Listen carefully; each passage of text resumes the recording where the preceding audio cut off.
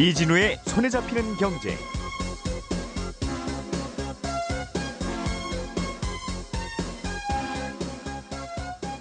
안녕하십니까, 이진우입니다. 2018년 무술년 새해 아침입니다. 여러분 모두 건강하시고 새해 복 많이 받으시기 바랍니다. 저희가 지난 3일 토요일이지요. KTB 투자증권의 김한진 수석연구위원, 그리고 대한경제연구소 김동환 소장, 한화투자증권 김일구 센터장, 이 세 분과 함께 올 한 해 금융시장 전반의 흐름을 점검해보는 경제 콘서트를 열었습니다. 어제는 이 세 분과 제가 대담한 내용 위주로 들려드렸고요. 오늘은 어제 못다한 이야기 들으시고 또 이날 현장에 오셨던 분들과의 질의응답 내용까지 깔끔하게 편집해서 들려드릴 건데요. 올 한 해 금융시장의 흐름이 궁금하다 하시는 분들은 들어보시면 도움이 될 얘기들이 많이 나왔습니다. 현장에서 함께 들으시고 있다는 느낌으로 오늘 방송도 함께 해주시면 좋겠습니다. 자, 광고 잠깐 듣고 바로 시작하겠습니다. 잠시 후 우회전입니다. 아이 원래 좌회전인데 왜 우회전이래? 길이 막히나? 아이 우회전 해 말어. 내비게이션이 의심스러울 때 실시간 교통정보가 있는 우린 설날이 좋다. MBC 라디오 특별 생방송 우린 설날이 좋다. 2월 17일 토요일 여성시대부터 좋은 주말이 다양한 재미와 노래, 실시간 교통정보로 여러분의 귀가를 도와드립니다. 본 방송은 서민이 주인인 나라 1397 서민금융진흥원이 함께합니다.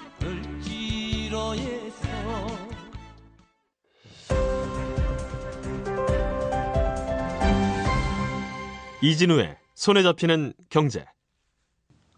네.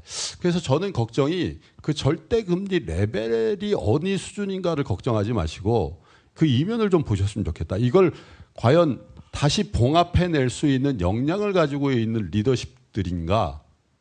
특별히 미국이 만약에 그렇지 않다는 판단을 하신다면 그 레벨을 좀 낮춰서 잡으셔야 된다는 거죠. 그 판단을 소장님이 좀 해주시라고 보셨잖아요. 저는 아니라고 지금 말씀드리죠. 네. 봉합을 할 수 없다. 굉장히 어려울 거다. 그럼 환율 전쟁이 일어날 대신 수 한 가지 있다는 변수 거죠? 있습니다. 왜냐하면 트럼프는 무조건 미국의 경제, 미국의 금융시장을 버블로 만들어야지 되는 숙명을 갖고 태어난 정치인이거든요. 그게 제 지론인데, 왜냐하면 재선하기 위해서는 본인이 주창하고 있는 그 러스트벨트의 실업자들 다 구제해줘야 되고, 그래서 보호무역주의 하는 거 아닙니까? 그래서 삼성, LG의 세이프가드 하니까 삼성, LG가 미국에 공장 짓고 미국 사람을 쓰게 만들고 있는 거거든요. 그리고 디트로이트 베이스의 자동차 회사들 멕시코 가는 거 다 캔슬 시킨 거거든요. 그렇기 때문에 이렇게 계속해서 나갈 거. 그러면 미국의 경기는 좋아질 겁니다. 미국의 경기가 좋아진다는 건 미국의 기업들의 실적이 좋아지는 거고, 그러면 결국 다우지수는 올라갈 겁니다. 이게 전제인데, 만약에 전 세계 금융시장이 붕괴하지 않는다는 전제면 사실 코어에 있는 자산이 좋을 것이다. 그 주변부의 피해를 볼 수 있는 권역에 있는 자산은 훨씬 더 어려워질 것이다라는 추론도 할 수 있다는 얘기죠. 미국 주식은 오르고 세이프가드 얻어맞은 한국 주식은 안 좋을 것이다는 뜻이죠. 그러면 편하게 얘기하자고요. 예, 뭐 코어와 주변이면 꼭 어렵지 한국으로 그 특정하기는 그런데, 어쨌든 금융시장이 한꺼번에 붕괴하지 않는 전제라면 저는 주도권을 가진 그 주식시장 또 경제보다 더 위험할 수 있다라는 얘기죠.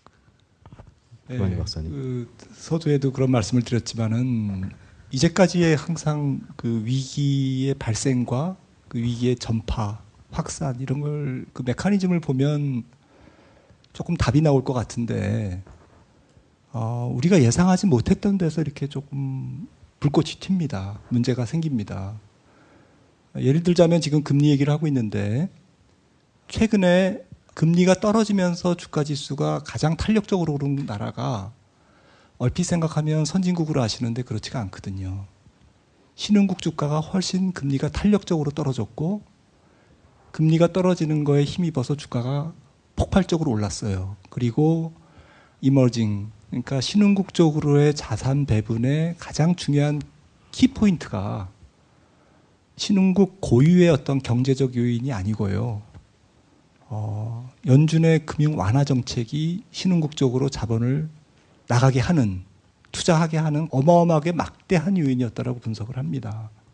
네, 그래서 만약에 저런 부분들이 사실이라면 금리가 올랐을 때 신흥국이 먼저 불편해질 가능성이 있다라는 거고요. 이 말씀을 왜 드리냐면은 신흥국 중에서 부채 비율이 높은 나라들, 그다음에 달러 조달이 원활치 않은 나라들, 혹은 선진국이지만 얼마 전에 문제가 됐던 남유럽, 중국 또 부채 비율이 지금 GDP 대비 200%가 넘습니다. 터키 지금 굉장히 문제가 많죠. 기준금리가 거의 8% 정도 고금리에 지금 처해 있고요. 이런 나라들이 금리가 올라가면서 금융 시스템이 흔들릴 가능성이 높다라는 거고요. 그래서 금리가 올라갈 때 먼저 생각해 보셔야 되는 게, 특히 올해 만약에 유가가 올라가는 게 소비자 물가나 생산자 물가로 전이가 돼서 신흥국의 금리를 올리면 상당히 그 신흥국 쪽에서 부채 취약국들이 먼저 어떤 그 금융 시스템에 문제가 생기거나 CDS 금리가 올라가거나 해서 거기서 돈이 빠지고, 또 만약에 주가가 떨어지면 달러가 강세로 가거든요. 안전 자산으로 쏠리기 때문에. 그러면 이머징 통화가 약세로 갑니다. 그러면 더 약세로 가기 전에 신흥국에서의 돈은 더 빠른 속도로 빠져나올 수밖에 없겠죠. 이런 메커니즘이 사실은 조금 걱정이 됩니다. 주식시장 자체보다도. 최근에 주식시장의 상승세가 결국은 저금리를 에너지로 삼았던 상승세라면 그게 사라질 경우에 그 불똥이 어떻게 될지, 그게 가장 걱정이다. 올 한 해가 그렇게 정리가 되네요. 네, 11번째 손에 잡히는 경제 콘서트 2018년 시장 흐름 읽기라는 주제로 대한경제연구소 김동환 소장, KTB투자증권 김한진 선임연구위원, 그리고 한화투자증권 김일구 센터장과 함께하고 있습니다. 삼김 토론이네요. 이어서 마이크를 방청객 쪽으로 좀 넘겨보겠습니다. 궁금하신 질문 있으시면 손 들고 마이크야 이쪽으로 와라 그러면 보내드리겠습니다. 네, 안녕하십니까. 저는 멀리 전남 영암에서 온 김희문이라고 합니다. 오늘 이렇게 세 분의 말씀을 들으니까 지금 제가 이렇게 굉장히 공격적인 투자를 하고 있는데 다 현금화를 시켜야 될 것 같은데, 네, 그렇게 이제 현금 자산으로 돌려서 예금을 하기에는 아직 이제 저희 젊은 사람들한테는 참 자산을 불리기가 쉽지 않은 것 같습니다. 주식시장, 부동산 시장, 코인 시장 등등 이렇게 개인이 이렇게 재테크를 할 수 있는 다양한 분야가 이렇게 막혀 있는 상황에서 그렇다고 예금을 하기에는 이렇게 이자가 낮은 상황인데, 그렇다면 이렇게 개인 투자자들, 특히 이런 투자자들이 어떤 쪽으로 이렇게 자금이 흘러갈지, 그리고 어떤 식으로 이렇게 투자를 하는 게 바람직한 방향인지 구체적으로 이렇게 여쭤보고 싶습니다. 예, 요약하면 주식 위험한지 몰라서 주식하는 거 아니다. 나도 아는데 별 대안 없으니 그래도 그쪽으로 간 거 아니겠으며, 많은 분들이 그런 이유로 왔을 텐데 이제 위험하니 피하라고 하면 자 어디로 피할 거냐, 그 대피소를 알려달라는 것 같습니다. 주식 투자를 지금 하십니까? 저도 주식을 개인적으로 조금 하고 또 간접 투자 상품을 하는데요. 한 1년 전에 제가 거래하는 은행에 갔더니, 은행에 가급적 가지 마십시오. 가면 뭔가 하게 되니까 아주 친절한 우리 PB 그분께서 가치주 펀드를 하라는 거예요. 네? 그래서 가치주 하면 굉장히 이미지가 좋지 않습니까? PB들이 그런 걸 잘 이용해요. 네? 그래서 가치주 펀드에 들었거든요. 그 작년 내내 주식이 오르는데요. 마이너스 2%였어요. 제가 은행 얘기를 막 하고 싶어요. 그 은행을. 그런데요. 그래서 이제 전화로 문자를 한 달에 한 번씩 보내줘요. 친절하게. 12월 중순에 받았을 때까지 마이너스 1%였거든요. 근데 며칠 전에 받았는데 플러스 4%가 됐더라고요. 그래서 제가 이걸 체감했어요. 뭐냐면 주식은 돌고 도는구나. 그러면서 한 가지 생각한 건, 지금까지 저희가 나눴던 그 얘기하고 일맥상통한 얘기인데, 뭔가 이 시장에 리스크가 점증돼 있다라는 것들을 내 자산, 내 펀드가 가르쳐주고 있구나.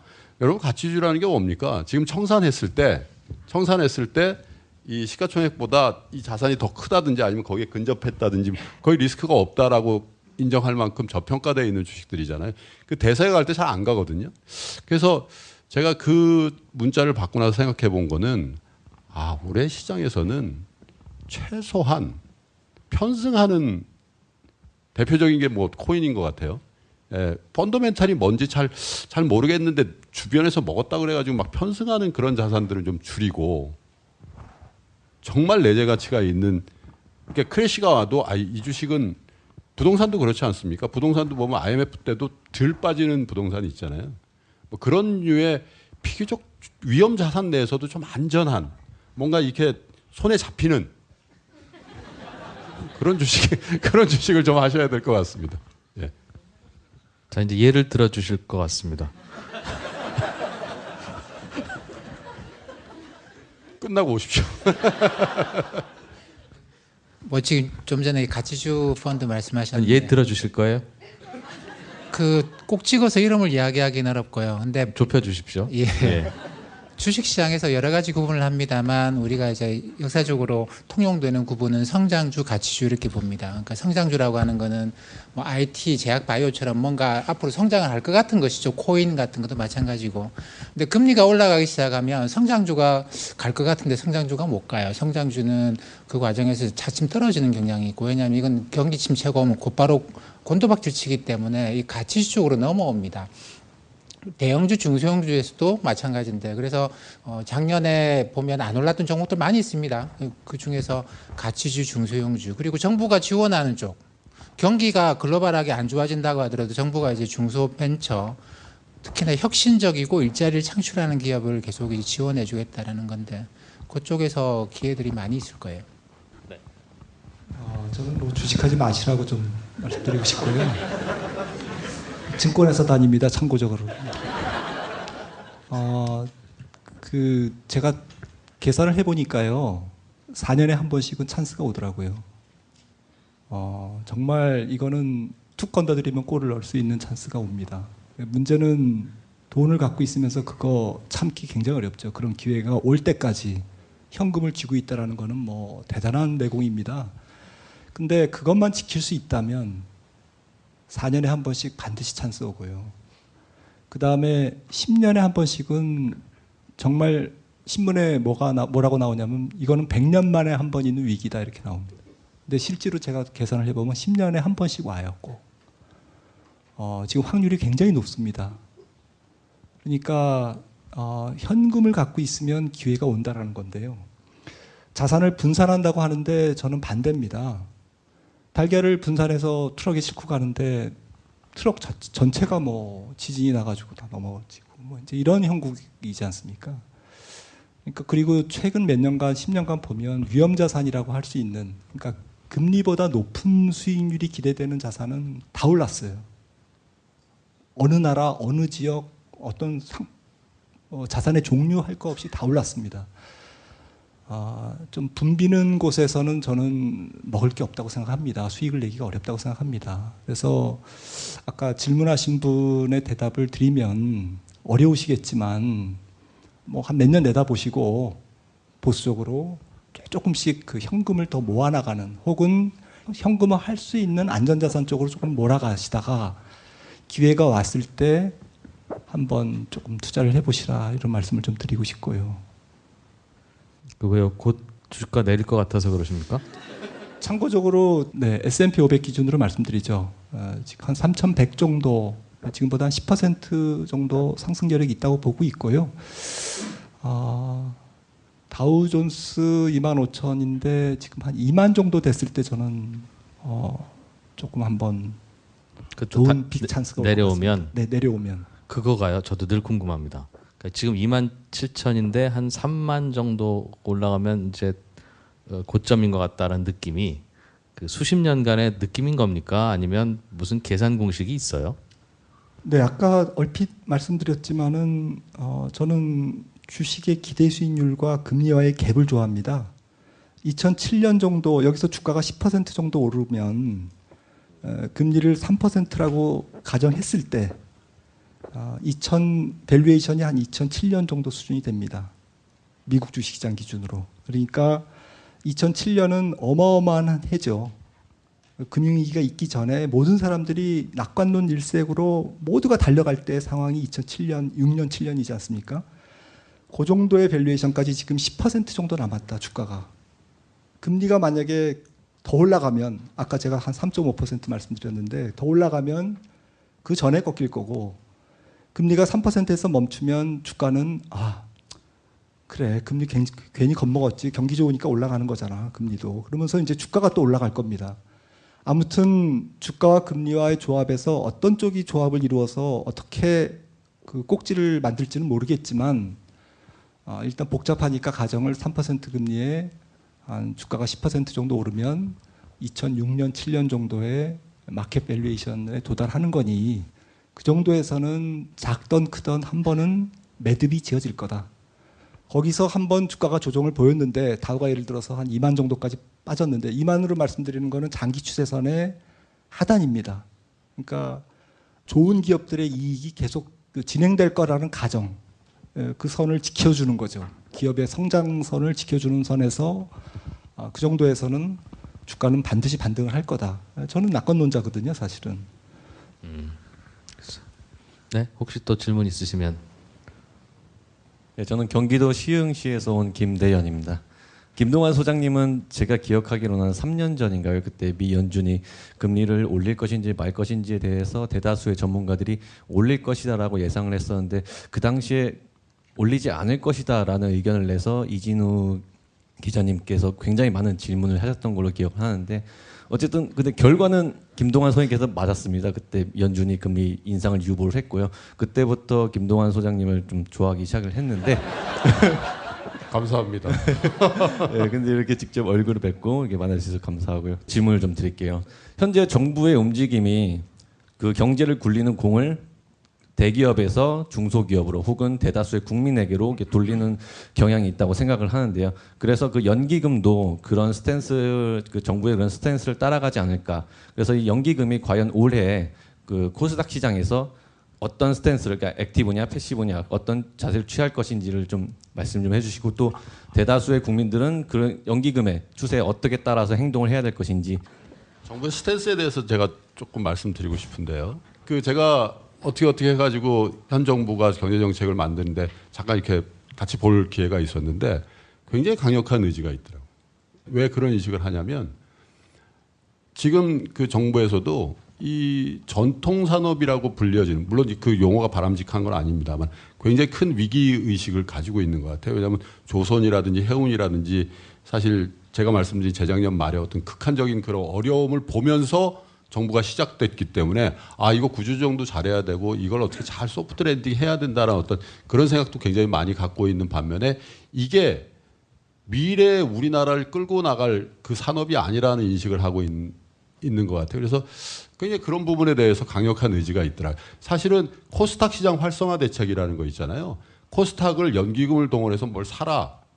이거 굉장히 부자연스러운 거죠. 사실은 코스닥 시장에 시가총액 10조, 20조 되어 있는 무슨 리온 이런 주식을 사라는 게 아니고요.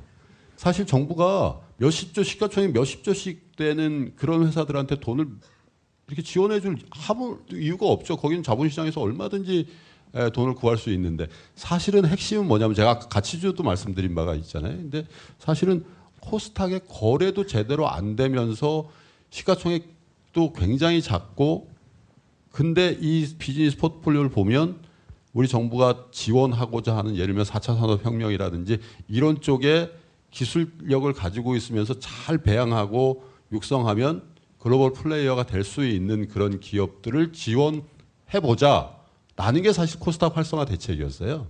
제가 알기로는. 근데 그게 시장에서 조금 더 오버하고 좀 왜곡돼가지고 코스닥 지수를 끌어올린다 이렇게 된 것 같은데 아마 한번 두고 보시죠. 제 생각에는 지수에 너무 연연해. 그러니까 무슨 인덱스가 주는 그런 영향 또 연기금이 패시브에서 액티브로 바뀌어서 뭐 이 코스닥 시장을 집중적으로 그런 프레임에서 좀 벗어나고 그 어떻게 보면 중소기업 또 기술기업에 대한 생태계를 만들려고 하는 게 정확한 정부의 의지다 이렇게 보시면 좋을 것 같습니다. 김 박사님께서는 연기금이 코스닥 투자를 좀 늘릴 가능성 별로 없다고 보시거나 늘리더라도 그게 뭐 주가와 큰 관계 있겠어 이렇게 생각하십니까? 제 생각에는 자연스럽게 늘려질 것 같아요. 정부가 늘리라고 해서 늘리는 것보다도 2월 5일 KRX 300 지수가 이제 새로운 이제 지수가 발표가 되는데 이제 KRX 300을 표준 지수로 하게 되면 연기금뿐만 아니라 KRX 300에 이제 선물 지수가 나오고 또 뭐 레버리지도 나오게 되겠죠. 그러다 보면 이제 전체적으로 ETF도 그렇고 개인들도 그렇고 연기금도 그렇고 이제 새로운 지수에 조금 더 추종을 하다 보면 코스닥 비중이 이제 자연스럽게 늘어나게 되는데 정부의 정책은 4차 산업 혁신 성장 정책의 일환 중에 하나가 코스닥 활성화 정책입니다. 거기에 이제 자금의 젖줄을 대고 또 상장 기업, 벤처 기업들이 상장시켜서 출구를 마련해주고 이제 이런 아주 한 부분이죠. 코스닥 시장 활성화 정책은.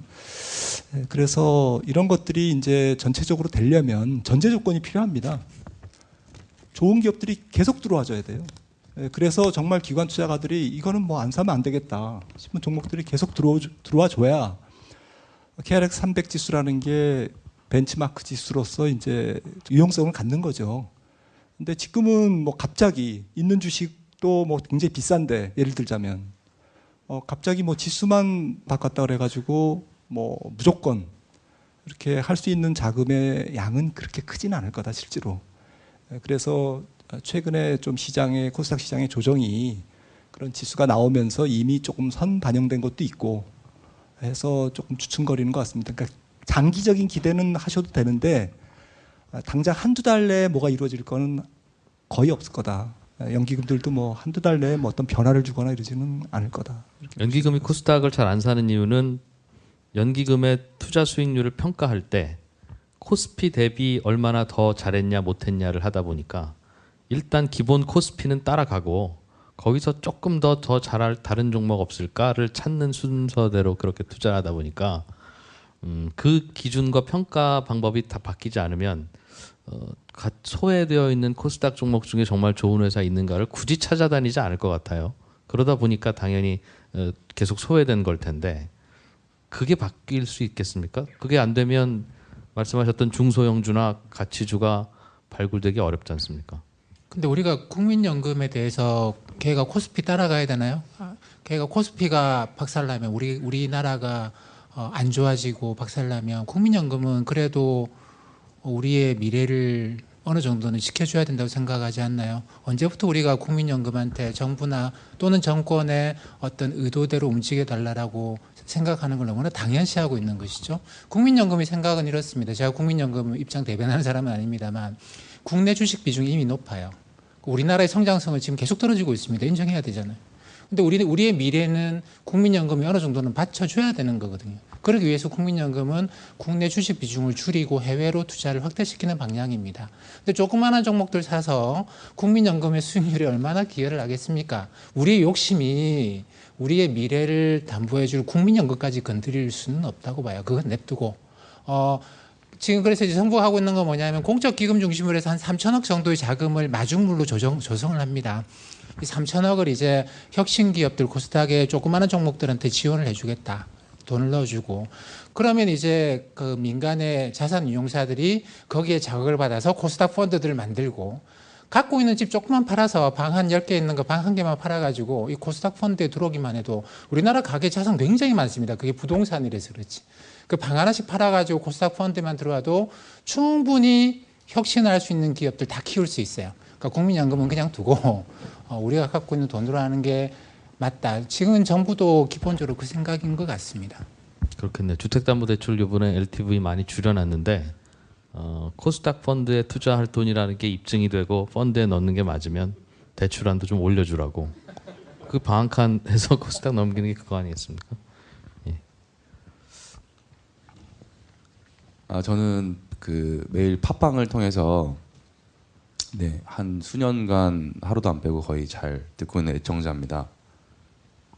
불과 몇 년 전에 중국 경착륙 있었을 때쯤에 그때 중국에 어떤 기업들의 부실 기업이 많고 좀비 기업이 많아서 이런 것들을 정리하는 과정에서 어떤 자산 시장에 충격이 있을 수 있을 거다 이런 얘기가 있었던 걸로 기억합니다. 근데 작년 최근 1년간은 차이나 펀드의 수익률이 굉장히 높았던 걸로 알고 있는데요.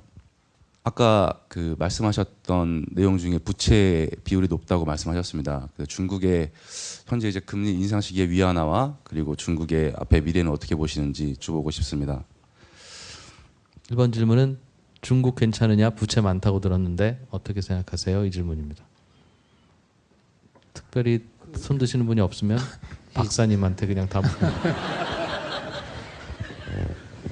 예. 저는 뭐 아니요, 결론 짧게 말씀드리면 중국 경제는 이제 중저 성장기로 들어가는 것 같고요.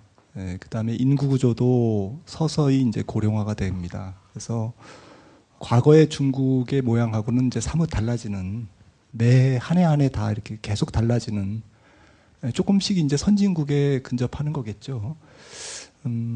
정치 제도라든지 이런 리즘만 빼고.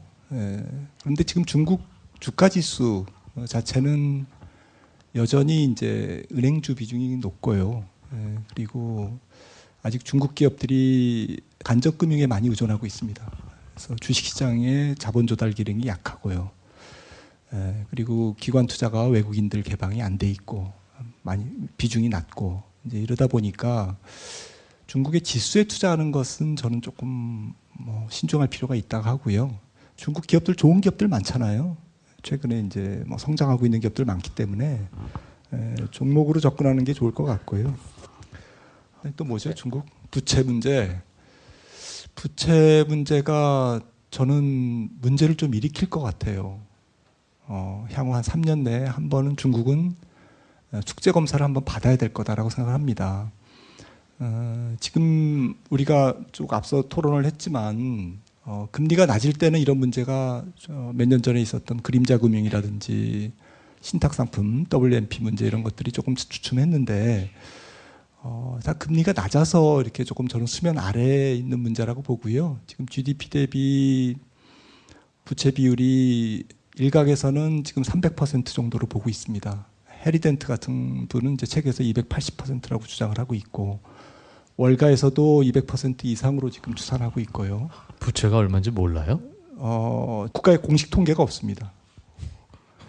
그만큼 그림자 금융이 많다라는 거고요. 아마 여러 가지 통계를 조합해서 취합해 보건데 아마 200%는 최소 될 거다라는 게 이제 중론이고요. 참고적으로 대부분의 나라들이 크라이시스가 왔을 때, 특히 외환적인 크라이시스가 왔을 때의 문제가 한 150%, 얼마 전에 미국 금융위기도 160% 정도에서 이제 터진 겁니다. 그래서 대략 GDP의 한 1.5배 정도의 부채가 있으면 그게 국가 부채든 민간 부채든 간에 뭔가 미스매칭 요인이 발생했을 때 덜컹거림이 있을 수밖에 없다. 특히 금리가 올라가는 구조, 전 세계 금리가 올라가는 구조에서는 좀 문제가 있을 수 있다는 관점에서 보면 앞으로 3년 정도 이내에 중국은 조금 안정된 성장 국가로 가기 위한 한 번쯤에 이제 경제가 원래 발전하다 보면 그 중간중간에 한번 매듭이 있잖아요. 우리나라 외환위기도 이제 그런 의미에서 있었고요. 다만 이제 중국은 외환 시장이 개방돼 있지 않기 때문에 외환 위기로 나올 가능성은 전무하다라고 생각을 합니다. 내부적인 어떤 신탁 상품의 부실화 문제라든지 요즘에 또 P2P 이런 것들이 많이 들어가지고요. 이런 부분들이 한 번은 정리가 되고 갈 가능성이 있다 생각을 합니다. 예, 11번째 손에 잡히는 경제 콘서트 2018년 시장 흐름 읽기라는 주제로 오늘 대한경제연구소 김동완 소장, KTB투자증권 김한진 선임연구위원, 그리고 한화투자증권 김일구 센터장과 함께하고 있습니다.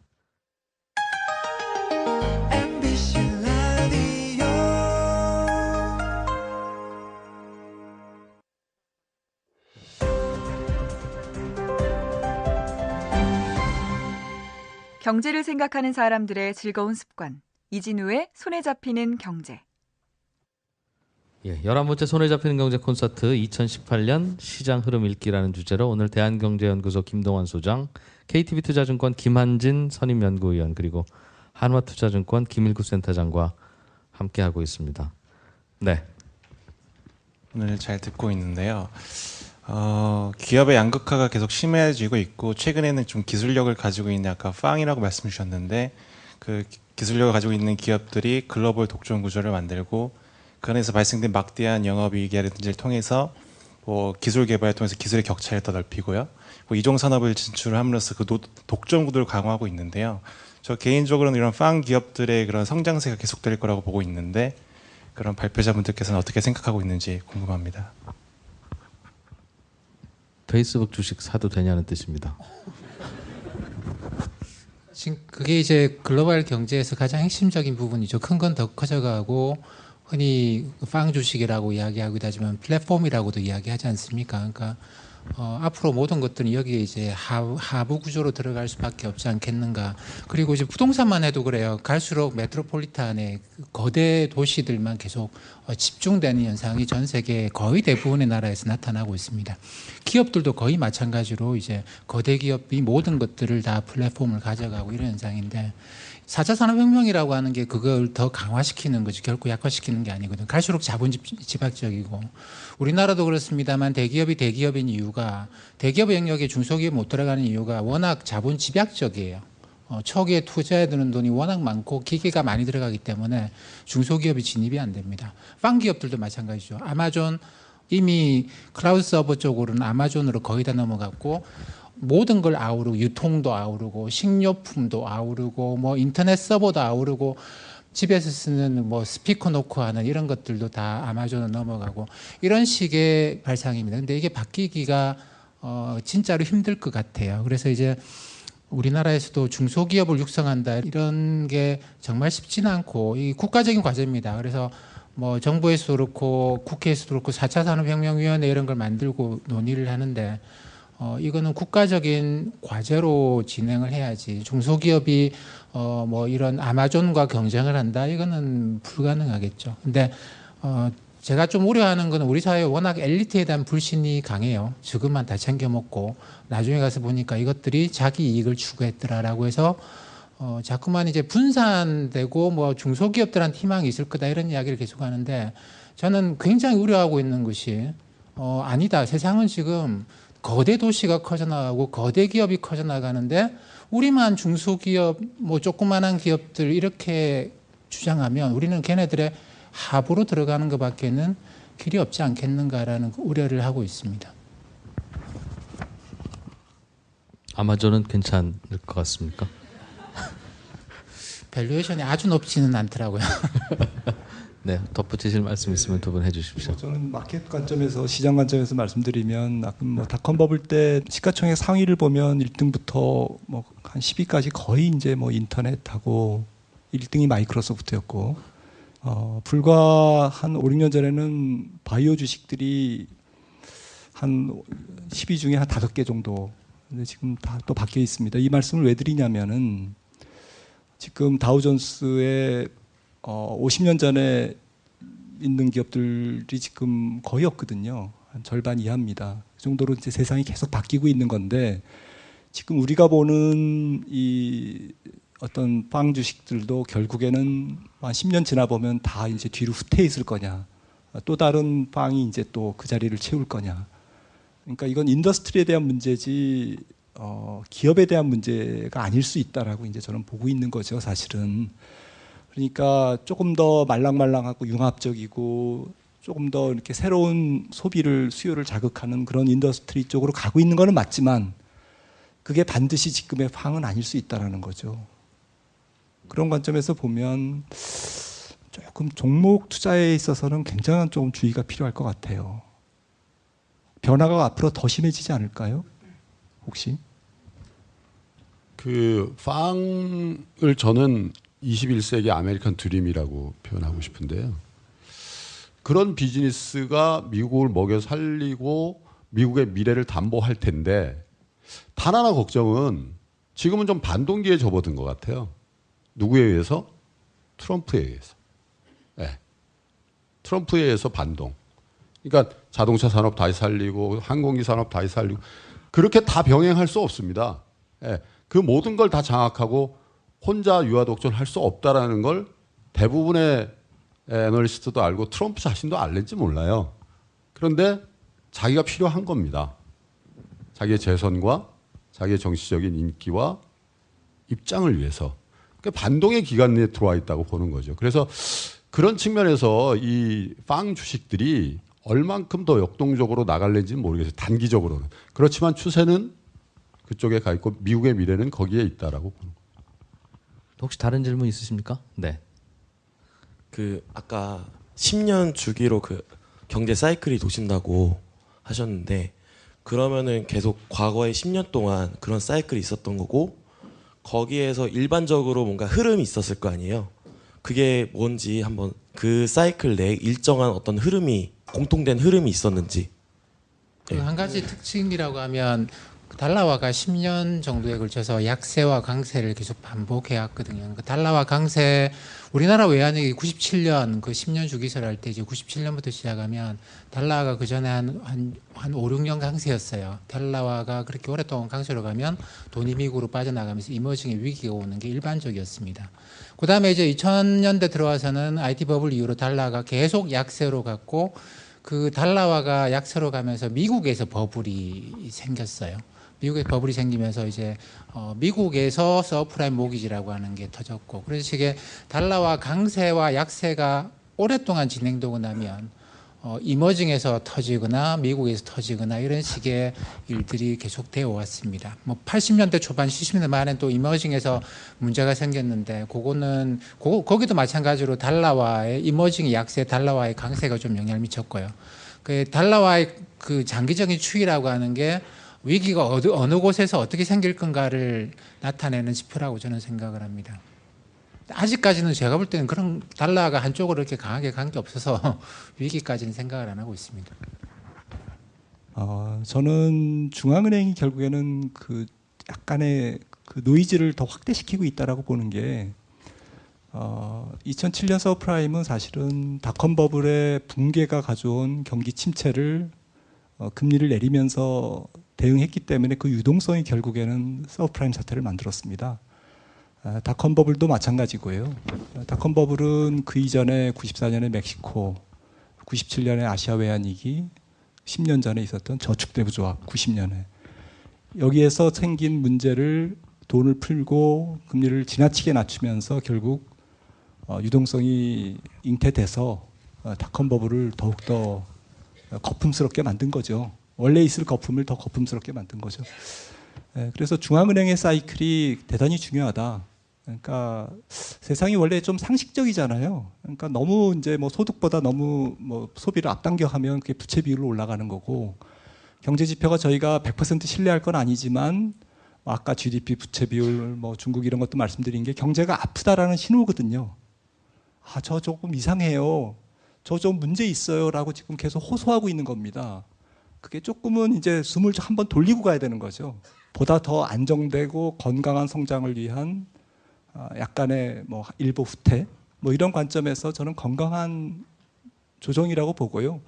건강한 조정이면 좋은데 지금처럼 유동성이 크게 풀려 있는 상태에서는 누군가는 주가가 빠지면 빠지는 쪽에서 돈을 벌려고 하는 사람들이 더 많죠. 이런 금융시장의 투기적 흐름이 그 변동성을 더 크게 만드는 거죠. 버블 붕괴에 대해서 한 말씀 드리고 싶은데요. 10년 주기는 저는 뭐 그건 없다고 봅니다. 뭐 그 우연의 일치라고 보고요. 근데 이제 이번에 될 것인가 저는 이 자리를 통해서도 그런 거 뭐 조만간 그 크라이시스가 와서 2007, 8년도에 우리가 경험했던 어떤 금융위기 수준의 그런 위기가 올 것인가. 전 단연코 그런 일은 없다고 봅니다. 적어도 올해 모르겠으면 한 2020년 가면 모르겠는데 근데 왜냐하면 저를 포함해서 모든 분들이 나와서 이렇게 걱정을 할 때는요 별로 그러지 잘 안 생기더라고요. 그리고 또 하나는 뭐냐면 버블 붕괴의 스케일의 차이를 좀 아셔야 됩니다. 닷컴 버블의 붕괴, 저축대부조합의 뭐 위기 이거 하고요. 2008년도에 금융위기하고는 전혀 차원이 다른 위기를 우리 경험했죠. 예를 들면 흡사 대공황하고 닷컴 버블의 붕괴 혹은 저축대부조합의 부실 문제 이걸 비교하지는 않거든요. 저는 감히 금융위기는 오히려 어떻게 보면 전 세계적으로 보면 대공황보다 훨씬 더 큰 위기였다라고 보거든요. 만약에 미국이란 나라가 달러를 갖고 있지 않았다면 이게 이만큼 회복이 됐을 수 있을까라는 그런 생각. 거의 모든 금융기관이 다 파산한 거잖아요, 사실은. 예? 그 사실 벤 버나키가 돈을 찍어가지고 그 동네로 수혈을 안 했다라면 아마 어떻게 됐을까 한번 상상을 해보십시오. 그래서 사실은 이번 그 자산 가격의 상승 추세가 생각보다는 조금 더 길게 갈 수 있다 이렇게 보는 이유와 굉장히 모더레이트하게 올라가잖아요.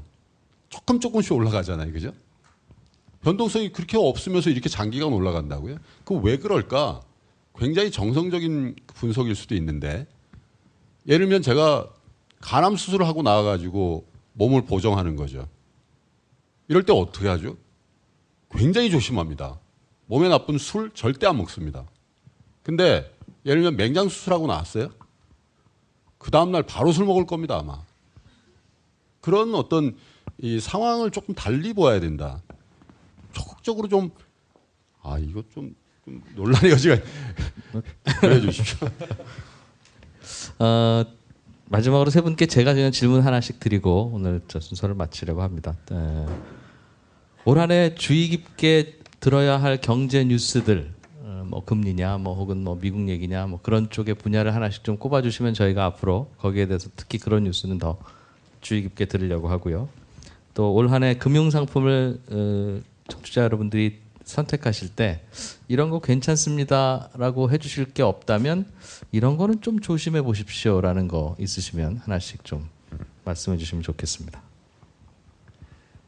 올해 주목해야 될 거는 단연 매크로 변수일 건데 뭐 미국의 지금 뭐 트럼프 대통령과 둘러싼 그런 것도 있고 그다음에 금리 뭐 미국이나 유럽의 금리 그다음에 달러화가 어떻게 가느냐 이 세 가지에 대해서 주목을 하시면 될 것 같습니다. 좀 자산이 안 보이고요. 너무나 다 많이 올라 있어요. 그래서 현금, 네, 좀 현금에 가까운. 저는 개인적으로 개인 투자자들이 돈을 안 잃는 게 중요하다고 생각합니다. 안 잃으면 벌거든요. 아까 쭉 말씀드렸듯이 올해는 어쨌든 어떻게 잘 빠져나올 거냐, 아니면 어떻게 안전하게 지킬 거냐, 어떻게 지금 번 거를 잘 이렇게 보존할 거냐 이런 거에 초점을 둬야지 얼마나 더 벌 거냐, 얼마나 더 위험을 더 할 거냐 이쪽은 어쨌든 한 번 더 생각해보고 돌다리도 두들겨보고 조금 더 신중한 게 좋지 않을까 이런 생각이 듭니다. 물론 이제 저는 단정하는 건 싫어하거든요. 곧 위기가 올 거다. 그래서 지금 답하십시오. 이건 아니고요. 뭔가 부담스럽다. 편하지 않다. 편하지 않을 뿐만 아니라 너무 불안하다. 그러니까 조금씩 이렇게 상황을 지켜보면서 하자. 아직까지 뭐 수익이 없다 그러면 더 초조하거든요. 왜냐하면 남들은 뭘로 벌었다는데. 그게 이제 조금 안 좋은 결과를 항상 낳더라고요. 저도 그랬습니다. 그래서 그렇지 않는 게 좋을 것 같습니다. 이런 감이 되게 어느 정도 맞으십니까? 아니면 잘 틀리시는 편입니까? 요감은 잘 맞고요. 알겠습니다. 요감은 잘 맞는데 어떤 지표가 이제 제거될 거냐는 정말 못 맞추겠어요. 제가 경제 한 30년 했는데 정말 못 맞추겠어요. 근데 그래도 말씀하라고 하신다면 저는 전 세계 부동산에서 좀 찾고 싶습니다. 지난 10년간 전국 핵심 도시 기준으로 25% 이상 오른 국가가 굉장히 많습니다. 도시가 우리가 아는 도시들은 거의 대부분 25% 이상 올랐고 그 도시들의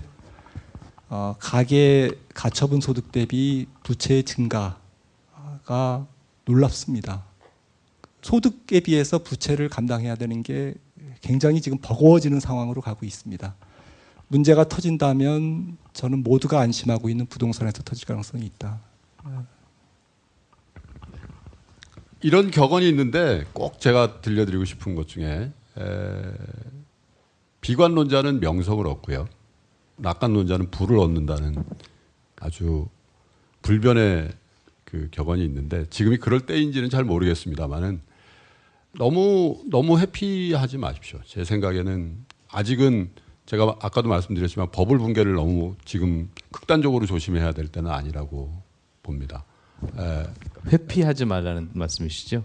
예, 회피. 예, 해피는 하시고요. 그리고 여러분들의 촉수를 너무 금융시장 안쪽으로 좁히지 마십시오. 조금 넓혀 주십시오. 뭐냐면 외신도 많이 보시고요. 국제 관계, 정세에 대해서 여러분 좀 많이 보셨으면 좋겠어요. 왜냐하면 작년에 한번 기억해 보세요. 우리 마켓이 커렉션을 받았을 때마다 국제 정세가 좀 어지럽게 돌아갔었죠. 4월, 8월, 그죠? 트럼프가 항공모함을 보낸다, 무슨 트럼프가 뭐 전쟁을 한다. 그럴 때마다 삼성전자가 굉장히 큰 조정을 받고 우리 주식시장이 굉장히 큰 조정을 받을 것처럼 보이는데 그때가 사실 단기적으로 굉장히 바닥이었어요. 근데 사실은 그 평창올림픽이 이제 뭐 한 달도 폐막할 때까지 한 달도 채 안 남았습니다만은 그 이후를 걱정하는 목소리들이 굉장히 많거든요. 정세적으로 보면. 왜냐하면 수년된 평화다 뭐 그런 얘기들을 지금 국제 문제 전문가들이 굉장히 많이 합니다. 그 이후에 바로 북미 간의 갈등이 다시 할 거고 신문의 국제면 같은 것도 뉴스의 국제면에 나오는 트럼프의 행보라든지 트럼프의 지지율, 트럼프가 무슨 말을 하고 있는지에 대해서 꼭 좀 주의를 좀 기울여 주시라는. 왜냐하면 트럼프는 버블 제조자입니다. 근데 트럼프에게 정치적인 위상이 많이 흔들리면 그 버블이 좀 약해질 거기 때문에 그거 좀 보셨으면 좋겠습니다. 네, 11번째 손에 잡히는 경제 콘서트 2018년 시장 흐름 읽기였습니다. 또 강연해 주시고 질문 답해 주시고 고생하신 세 분께 다시 한번 큰 박수 부탁드리겠습니다.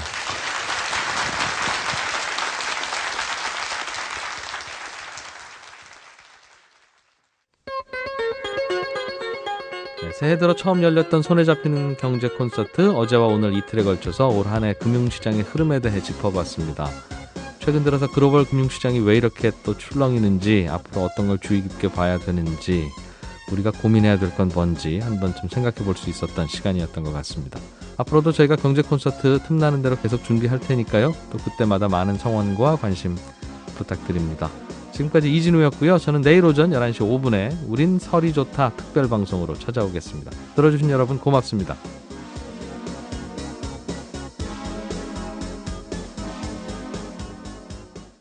디트로이트 베이스의 자동차 회사들 멕시코 가는 거 다 캔슬 시킨 거거든요. 그렇기 때문에 이렇게 계속해서 나갈 거예요. 그러면 미국의 경기는 좋아질 겁니다. 미국의 경기가 좋아진다는 건 미국의 기업들의 실적이 좋아지는 거고, 그러면 결국 다우지수는 올라갈 겁니다. 이게 전제인데, 만약에 전 세계 금융시장이 붕괴하지 않는다는 전제면 사실 코어에 있는 자산이 좋을 것이다. 그 주변부에 피해를 볼 수 있는 권역에 있는 자산은 훨씬 더 어려워질 것이다라는 추론도 할 수 있다는 얘기죠. 미국 주식은 오르고 세이프가드 얻어맞은 한국 주식은 안 좋을 것이다는 뜻이죠. 그러면 편하게 얘기하자고요. 예, 뭐 코어와 주변이면 꼭 한국으로 특정하기는 그런데 어쨌든 금융시장이 한꺼번에 붕괴하지 않는 전제라면 저는 주도권을 가진 그 주식시장 또 경제보다 더 위험할 수 있다라는 얘기죠. 네, 서두에도 그런 말씀을 드렸지만은 이제까지의 항상 그 위기의 발생과 그 위기의 전파, 확산 이런 걸 그 메커니즘을 보면 조금 답이 나올 것 같은데 우리가 예상하지 못했던 데서 이렇게 조금 불꽃이 튑니다. 문제가 생깁니다. 예를 들자면 지금 금리 얘기를 하고 있는데 최근에 금리가 떨어지면서 주가 지수가 가장 탄력적으로 오른 나라가 얼핏 생각하면 선진국으로 아시는데 그렇지가 않거든요. 신흥국 주가가 훨씬 금리가 탄력적으로 떨어졌고 금리가 떨어지는 거에 힘입어서 주가가 폭발적으로 올랐어요. 그리고 이머징, 그러니까 신흥국 쪽으로의 자산 배분의 가장 중요한 키포인트가 신흥국 고유의 어떤 경제적 요인이 아니고요.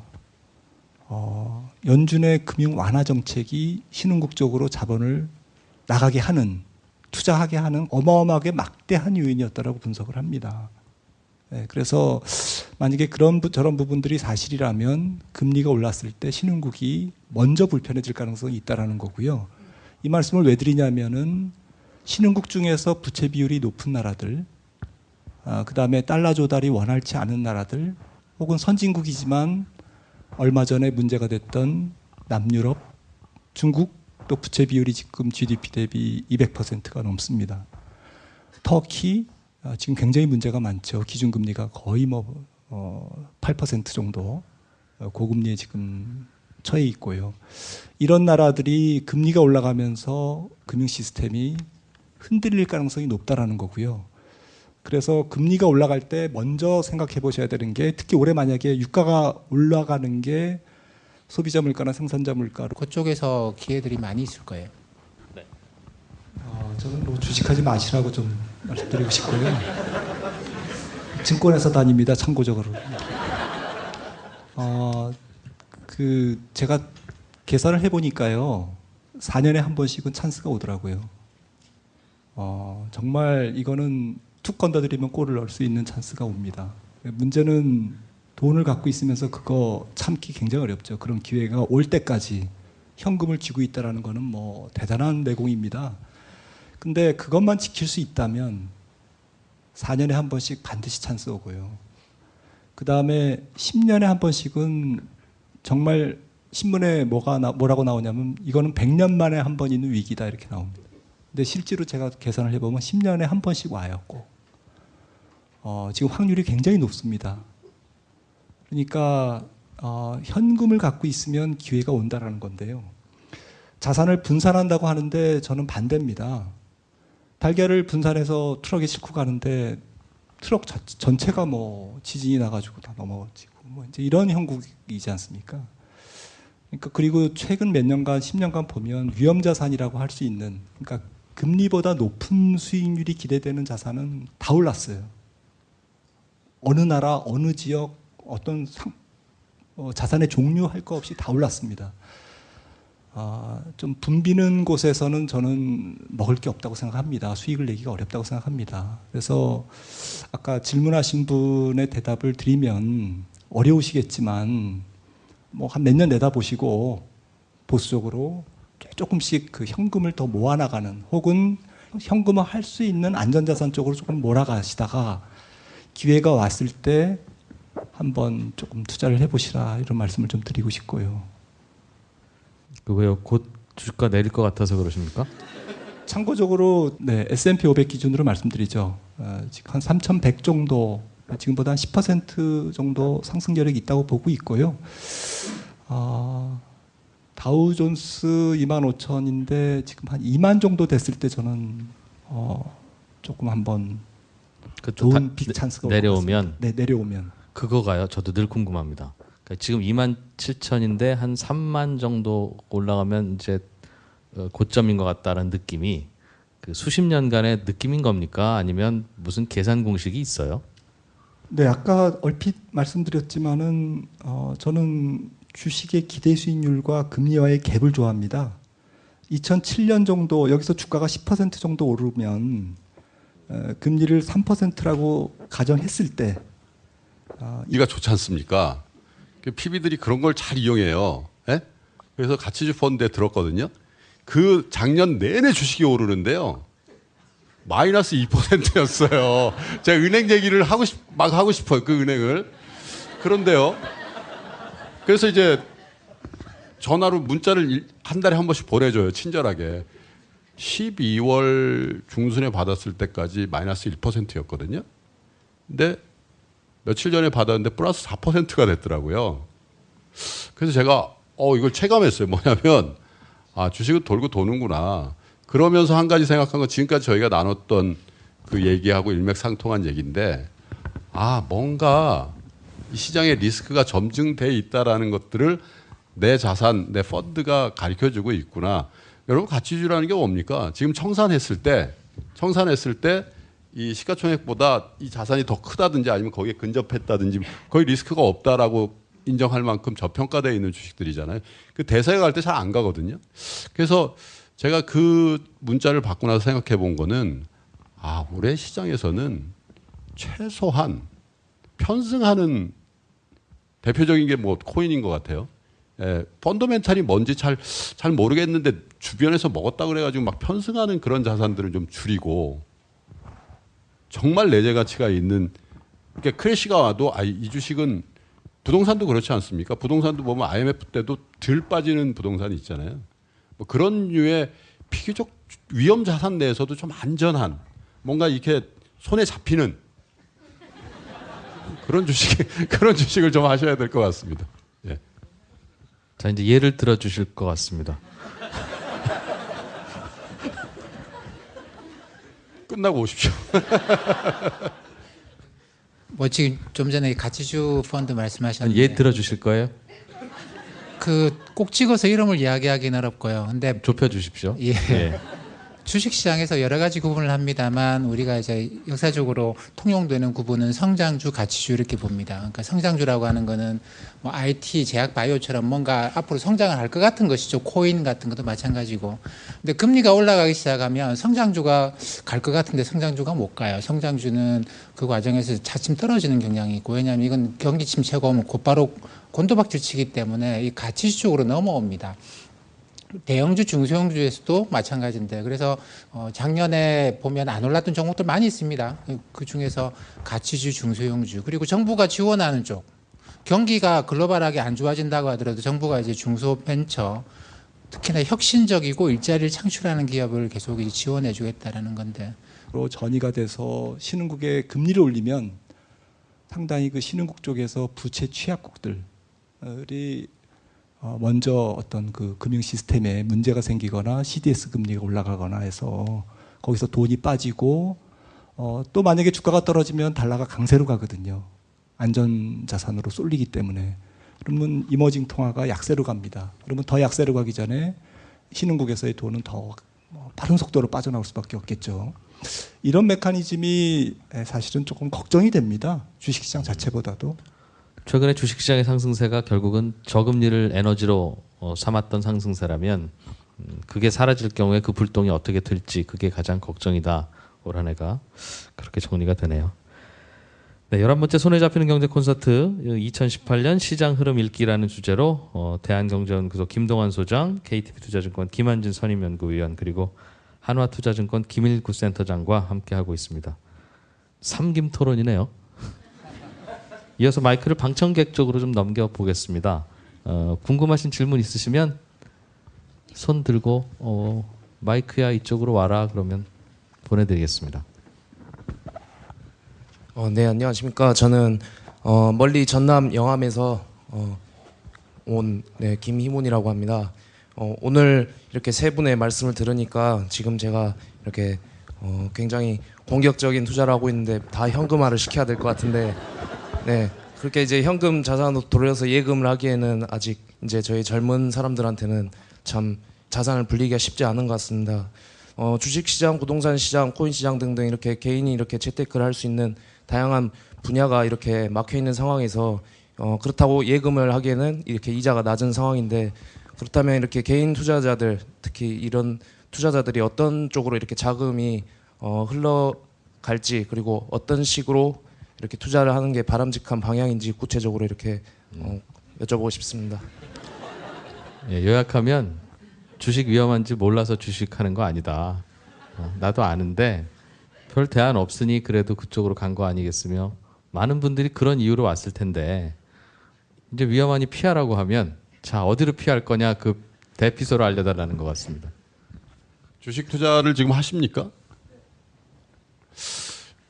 저도 주식을 개인적으로 조금 하고 또 간접 투자 상품을 하는데요. 한 1년 전에 제가 거래하는 은행에 갔더니, 은행에 가급적 가지 마십시오. 가면 뭔가 하게 되니까 아주 친절한 우리 PB 그분께서 가치주 펀드를 하라는 거예요. 네?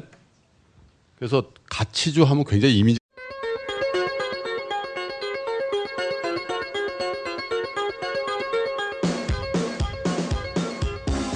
이진우의 손에 잡히는 경제.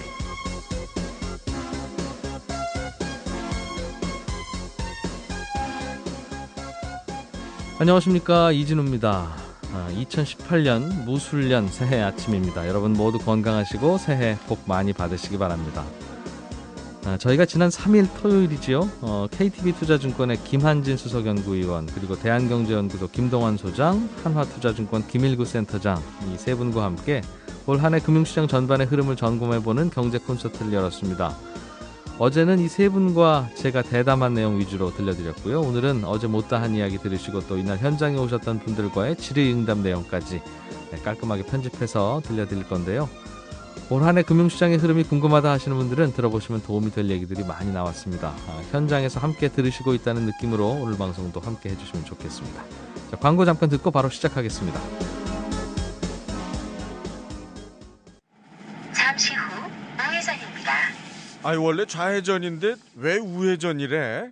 길이 막히나? 아이 우회전 해 말어. 내비게이션이 의심스러울 때 실시간 교통 정보가 있는 우린 설날이 좋다. MBC 라디오 특별 생방송 우린 설날이 좋다. 2월 17일 토요일 여성시대부터 좋은 주말이 다양한 재미와 노래, 실시간 교통정보로 여러분의 귀가를 도와드립니다. 본 방송은 서민이 주인인 나라 1397 서민금융진흥원이 함께합니다.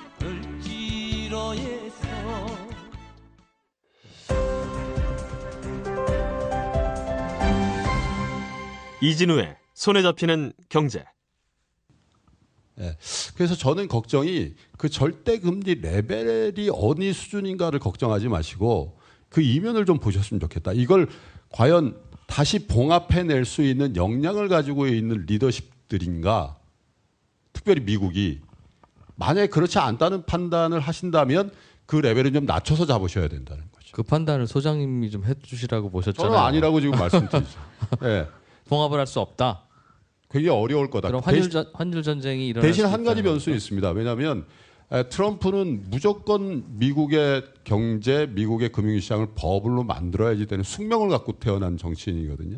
그게 제 지론인데 왜냐하면 재선하기 위해서는 본인이 주창하고 있는 그 러스트벨트의 실업자들 다 구제해줘야 되고 그래서 보호무역주의 하는 거 아닙니까? 그래서 삼성, LG의 세이프가드 하니까 삼성, LG가 미국에 공장 짓고 미국 사람을 쓰게 만들고 있는 거거든요.